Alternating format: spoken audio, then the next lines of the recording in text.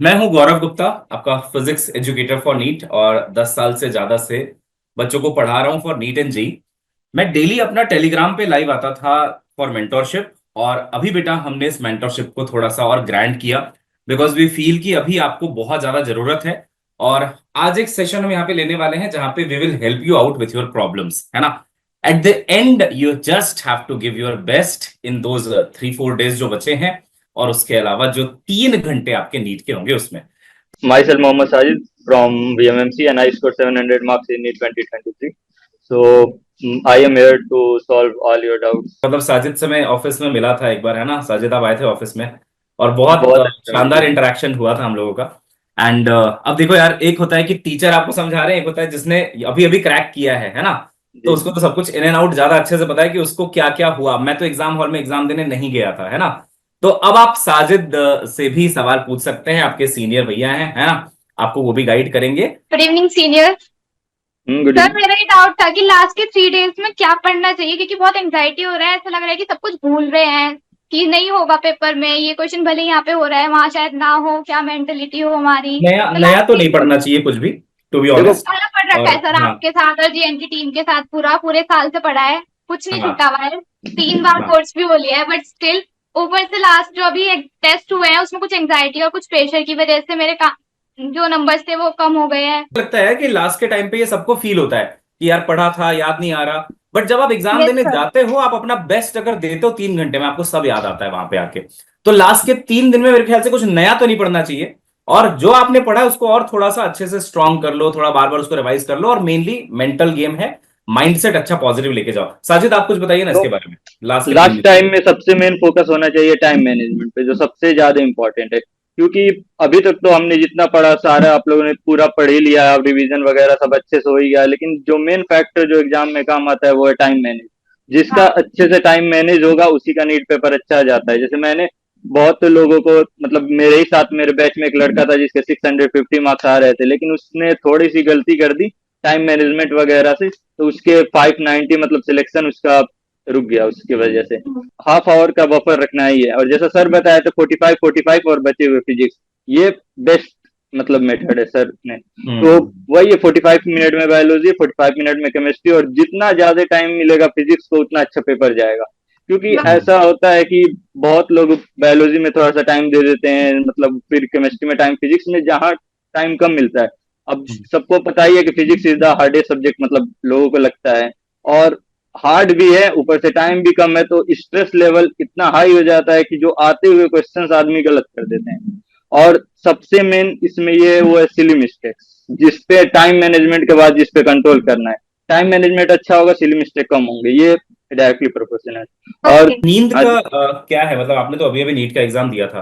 कई बच्चे ना लास्ट के टाइम पे करते हैं, पूरी रात जगते हैं। हाँ भाई, उसी के बारे में बोलने वाला हाँ था। प्लीज, उस अब पर भी बताओ आप। हाँ। ये चीज नहीं करनी है स्पेशली। अरे अरे, खुश रहो बेटा, खुश रहो, बताओ। सर मैं भी ऑफलाइन पीडब्ल्यू में हूँ। मतलब हम्म। मेरा 11th थोड़ा खराब गया था, अच्छे से प्रिपेयर हुआ नहीं था। 12th मैंने काफी अच्छे से किया है, क्वेश्चन पेपर अच्छे से प्रैक्टिस किया है। तो 11th में जो मैंने क्वेश्चन प्रैक्टिस कम किया था उसका कसर मेरा अभी मतलब टेस्ट में दिख रहा है। क्वेश्चन तो कॉन्सेप्ट सारा क्लियर है, बट क्वालिटी का क्वेश्चन आ जाता है तो फिर समझ नहीं आता क्या करूँ ना करूँ। और आपके साथ क्वेश्चन करते हैं तो फिर सारा बनते जाता है, लेकिन टेस्ट में फिर भूल जाते हैं या फॉर्मूला याद नहीं आता है। हम्म। तो टेस्ट में वही है, एंजाइटी वाला लॉजिक है। अगर आप काम रहोगे, कंपोज रहोगे, सब याद आएगा, है ना। और फॉर्मूला को बीच बीच में रिवाइज करते रहो। टेस्ट के टाइम पे भूल रहे हो, पहले सब याद है। तो टेस्ट जब आया उससे पहले बीच बीच में रिवाइज करना है। अब तो क्या बीच बीच, अब तो 3 दिन बचा है। मैं तो बोलूंगा एक दिन फॉर्मूला रिवाइज करके चले जाओ, सही हो जाएगा, है ना। तो मार्च के बाद की और जर्नी आपकी कैसी रही फिर, जब आप पढ़े यहाँ पे। फिर तो सर मैंने मतलब मेजरली आपसे 11th के लिए ही पढ़ा था, 12th मेरा काफी सही था।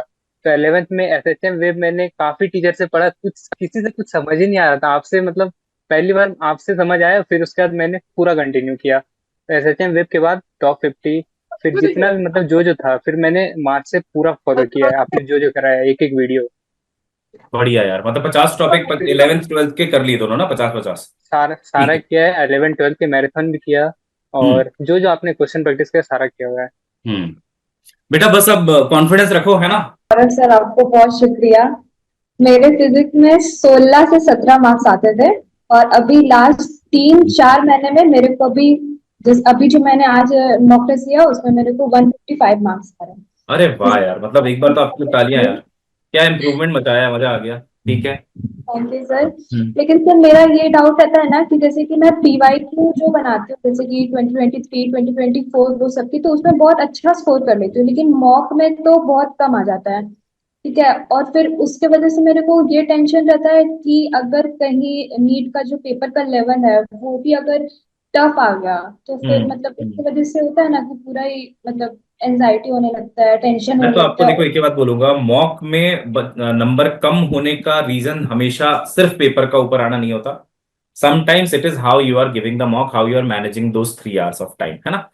तो इट इज मोर इम्पोर्टेंट कि आप एनालाइज बहुत अच्छे से करो। मैं हमेशा हर बच्चे को ये बात बोलता हूं, analysis is always greater than what marks you have got. उससे इंपॉर्टेंट एनालिसिस।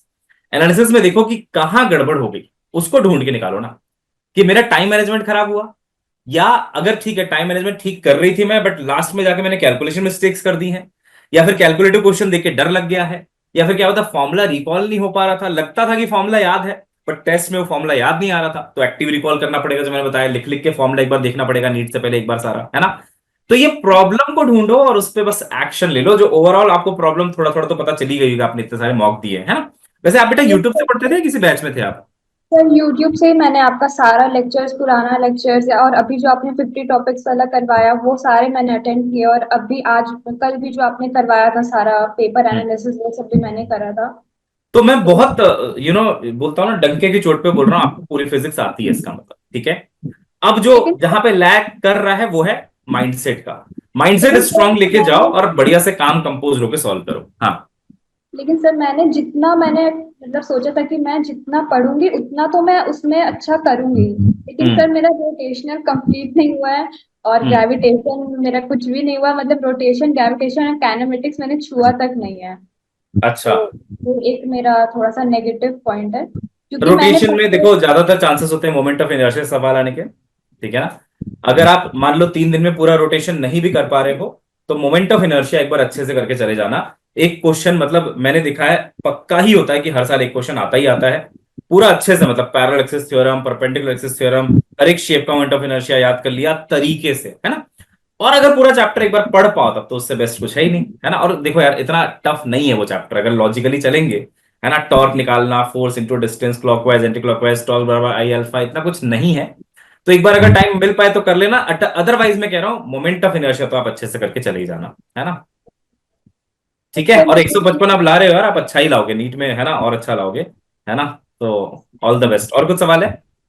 सर मुझसे पूछ रही थी कि 3 तारीख को क्या करना है सर एग्जैक्टली, मतलब क्या करूं। मैं आपकी जगह पे होता, अगर मेरा एग्जाम होता 4 तारीख को, तो मैं कुछ नया नहीं पढ़ता।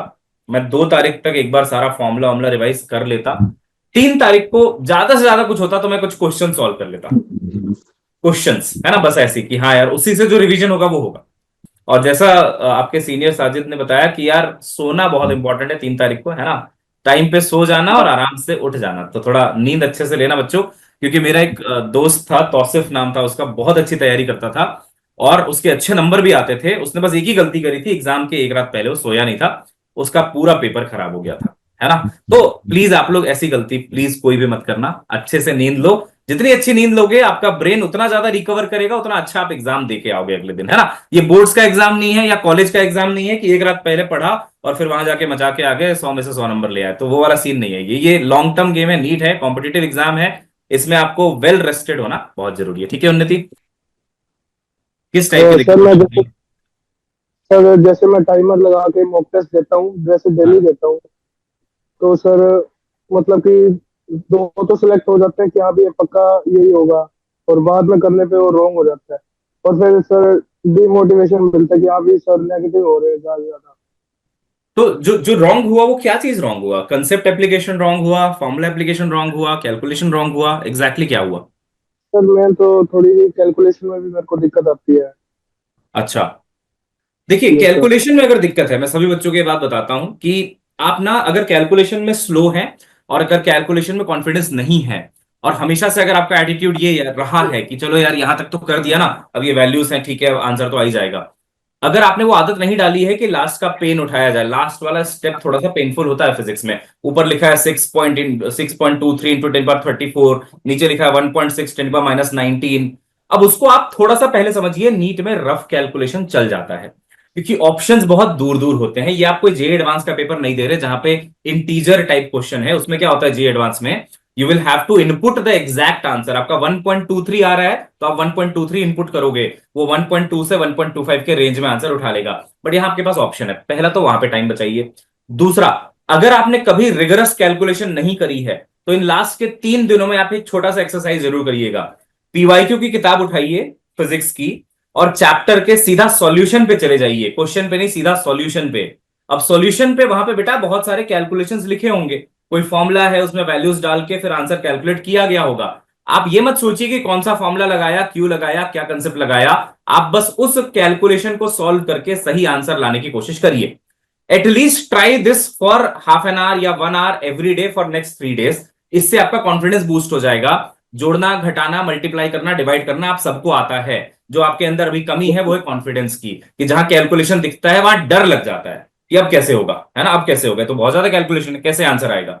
तो आप क्या करो, नीट का ही पीवाईक्यू उठाओ और लास्ट 5 इयर्स का ही उठाओ। और पीवाईक्यू क्वेश्चन नहीं उठाना, सीधा सीधा सॉल्यूशन में जाना है। और शुरू हमेशा करना मॉडर्न फिजिक्स से। मॉडर्न फिजिक्स में ज्यादा कैलकुलेशन होते हैं, वहां पे आप जाना और वहां पे उन क्वेश्चंस को जो लिखा है मत सोचना कौन सा फॉर्मूला है, ये वैल्यूज लिखी है, आंसर लाना है बस मेरे को खुद से सॉल्व करके। इतना आप प्रैक्टिस कर लो, कॉन्फिडेंस आ जाएगा, है ना।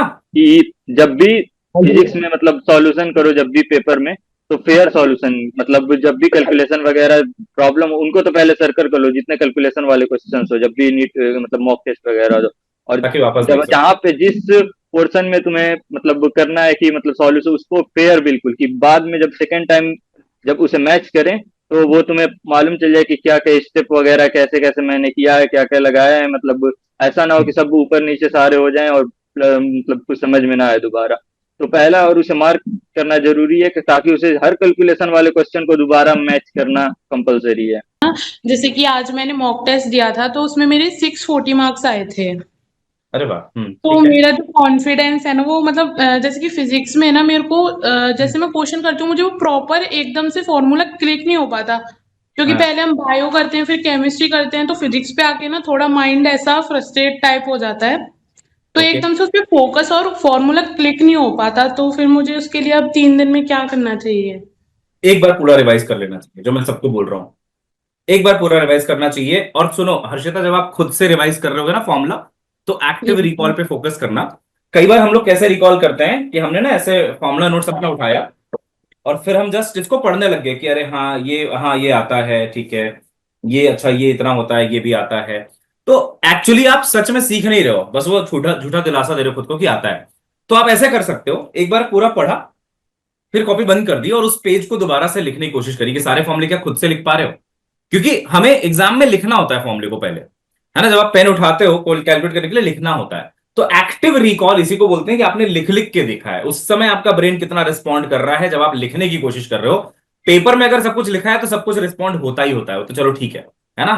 तो ये आप ट्राई कर लेना Harshita, it will give you a lot of confidence. तो हर बच्चा जिसको भी लगता है कि यार फॉर्मूला मेरे को भूला भूला सा लगता है, एक एक्टिव रिकॉल पूरा सिलेबस का, सारे फॉर्मूले का एक बार कर लो, ताकि वहां जाके सब अच्छे से याद आ जाए। से ओके। और उनके जो एग्जाम्स हम देने जाते हैं उनका लेवल मतलब मैं एक्सप्लेन नहीं कर सकती वो कितना टफ है, या फिर जो कुछ भी है जिस वो मेंटेलिटी से बनाते हैं। और सर उसमें आते हैं 550 अराउंड आ गए, 600 शुरू में आते थे एफटी में, अब AIATF में तो बिल्कुल स्कोर गिरने लग जाता है। And in the middle of the year I think that it's over, but I accidentally watch your video and I have no words to thank you sir. सच में वो आपकी वीडियोस इतनी इफेक्टिव रही है मेरे लिए, और मैंने आकाश वालों से उम्मीद ही छोड़ दी थी कि नहीं अब नहीं होगा बीच में, क्योंकि the way they are talking about NEET, जो वो सिनेरियो बना देते हैं एक बच्चे के दिमाग में, और फिर मैंने देखा कि हाँ ऐसा भी कुछ है, फिर आपकी ट्रिक्स देखी। अब मेरी फिजिक्स बहुत इफेक्टिव चल रही है, but sir in the last bio भी हो गई है, और फिजिक्स में तो मतलब इतना कॉन्फिडेंस, बायो से भी ज्यादा कॉन्फिडेंस मेरे को फिजिक्स में है। क्या बात। बट कहीं ना कहीं मेरे को लगता है केमिस्ट्री में मेरे को अभी प्रॉब्लम है, ऑर्गेनिक में। सो आई थिंक कि केमिस्ट्री की वजह से ही मार्क्स नहीं आ दिक्कत आ पा। रही है, ऐसा कह रहे हो? अच्छा। तो बाकी कैसे अभी तक केमिस्ट्री की जर्नी कैसी रही है? एक बार ऑर्गेनिक अच्छे से पढ़ा है आपने? सिलेबस अच्छे से कंप्लीट किया है बेटा? सर उन्होंने क्या करवाया था, पूरे साल करवा के और फिर in the last of the month उन्होंने पीडीएफ से पढ़ाना शुरू कर दिया था। अच्छा, ओके। तो थोड़ा मतलब तेज हो गया है ना, ऐसा हो गया? हाँ, क्योंकि मैं फिर आपने फैब में भी बात हुई थी एक बार जूम पे, आपने बोला था कि अभी स्टार्ट करवाएंगे हम। मे बी आपने बोला था 21 ऑफ द February कि अभी हम्म। 12th का हो जाएगा। सो मैं वहीं वहीं से आपकी वीडियोस देख के और फिर मतलब इतना कॉन्फिडेंस 2 महीने में जो मेरा पूरे साल में नहीं हुआ है। ऑसम यार, ऑसम। तो बेटा भूमिका बताइए, how are you? Sir I am good sir. बहुत डर लग रहा है सर। वर्ड्स नहीं है, बहुत ज्यादा डर लग रहा है। ऐसा लग रहा है कि बस अभी शुरू किया था और अभी आके एग्जाम खड़ा हो गया है सामने। है ना, है सर ना? Specially sir the physics year में वेंट लाइक बहुत दिस। ज्यादा लग रहा है। I understand, I understand, yes yes yes. But sir चीजें हाँ, बहुत ज्यादा भूल रही हैं कि जो ऐसा लग रहा है कि जो पढ़ा था वो भी नहीं याद रह रहा है। Sir please suggest something. देखिए, मैं अपने सब्जेक्ट का पहले बता देता हूँ, फिजिक्स का, है ना? अभी यस। आपके पास कितना दिन है? 1 तारीख, 2 तारीख, 3 तारीख, लाइक आज तक तो गया पूरा, है ना? अब बचे सिर्फ 3 दिन। At least one you should recall each and everything that you have studied in physics, at least once. अब उसमें ये हो सकता है कि आप सारे फॉर्मूला फॉर्मूला पढ़ रहे हो, प्लस कंसेप्ट कंसेप्ट पढ़ रहे हो, प्लस थोड़े थोड़े क्वेश्चंस कर रहे हो। अगर आप खुद से नहीं कर पा रहे हो, बहुत एफर्ट लग रहा है, हो नहीं पा रहा है, तो कल विद्या नीट पे ना मैं सुबह सुबह एक सेशन लूंगा 7 बजे से लेके, पूरी फिजिक्स एक बार रिवाइज कराऊंगा। अब मैं ये क्यों कह रहा हूं आपको बताता हूं। देखो, वैसे ना बेटा, आप लोग को सब कुछ आता तो है, बट एक कॉन्फिडेंस दिमाग में इन्फ्यूज होना बहुत जरूरी है कि हाँ मुझे आता है।